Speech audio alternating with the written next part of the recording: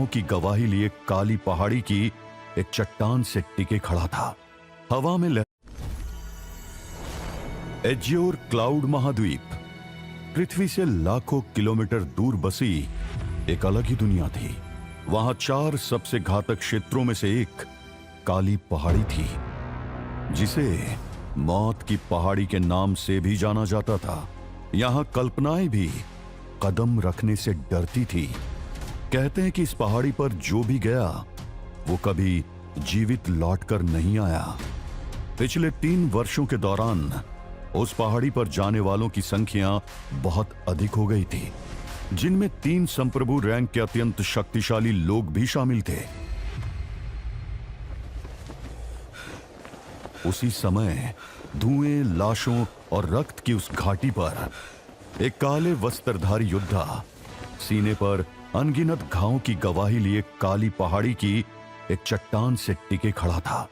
हवा में लहराते उसके काले बालों और शांत आंखों को देखकर कोई नहीं कह सकता था कि यह अधमरी सी प्रतीत होती काया अभी भी एक तूफान को जन्म दे सकती थी। उसका कद लगभग 6.5 फीट का था। गठीला बदन, गोरा रंग, वो बिल्कुल किसी देवता की तरह नजर आता था।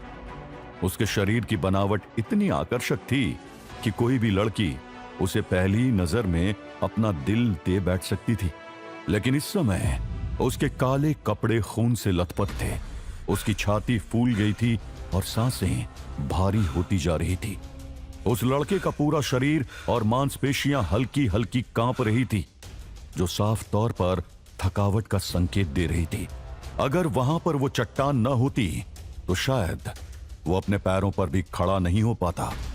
हालांकि उसकी आंखें एकदम ठंडी और शांत थी। उसके चेहरे पर एक तिरस्कार भरी मुस्कान थी। उसके चारों ओर सैकड़ों की संख्या में लाशों का ढेर था। उस लड़के को देखकर ऐसा लग रहा था जैसे कि उसने अभी अभी एक भयानक युद्ध लड़ा हो। जिस लड़के ने कभी जीवन बचाने की कला सीखी थी, आज वही योद्धा बनकर जीवन छीनने के लिए खड़ा था। और उसके सामने खड़ी थी एक अंधेरी भीड़, जिसने उसके लिए रास्ता बंद कर रखा था। इस भीड़ में से एक व्यक्ति की आवाज पूरी पहाड़ी में गूंजी। अथर्वदेव, अब तुम चारों ओर से घिर गए हो। अब तुम्हारे पास भागने का कोई रास्ता नहीं है, इसलिए